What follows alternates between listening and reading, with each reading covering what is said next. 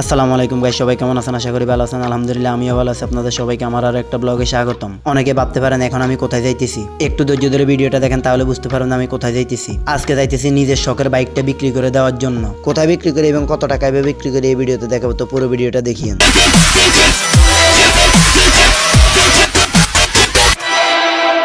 শখের বাইকটা বিক্রি করে দিতেছে, এই সিদ্ধান্তটা নিতে এতটা কষ্ট হবে কখনো ভাবিনি। বাইকটা শুধু বাহন ছিল না, এটা ছিল আমার আত্মার একটা অংশ। রাতে শহর যখন নিঃশব্দ হতো, এই বাইকের সিটে বসে নিজের ভেতরের কোলাহল ভুলে যেতাম। মন খারাপ থাকলে কিছু না বলেই রাস্তায় বেরিয়ে পড়তাম, আর বাইকটা যেন সব বুঝে নিত। আজ বাইকটা অন্য কারো হয়ে যাবে, হয়তো সে নতুন করে তাকে সাজাবে আর ভালোবাসবে, কিন্তু আমার স্মৃতিগুলো তো আর কেউ নিতে পারবে না। প্রতিটা স্কেচ, প্রতিটা সাইলেন্সারের আওয়াজের মধ্যে নিজেকে রেখে গেছি। বাইকটা চলে যাচ্ছে, কিন্তু সাথে নিয়ে যাচ্ছে 1 বছরের গল্প, কিছু অপূর্ণ স্বপ্ন আর অনেকখানি কষ্ট। অনেকে বলে এই বাইক নিয়ে এত ইমোশন কেন? তাদেরকে বলি তোমরা হয়তো জানো না এই বাইকের পিছনে কতটা অনুভূতি জমিয়ে আছে। বাইকটা আমি বিক্রি করে দিচ্ছি। হ্যাঁ, সে বাইক যার সাথে আমার সকাল ছিল, সন্ধ্যা ছিল, অনেক না বলা কথার সঙ্গী ছিল। রাস্তাঘাট চিনতাম না, দিক হারিয়ে ফেলতাম, কিন্তু বাইকটা কখনো ভুলাইনি। আমি কষ্টে ছিলাম, অভাবে ছিলাম, তবুও বাইকের ট্যাঙ্কি কখনো খালি রাখিনি।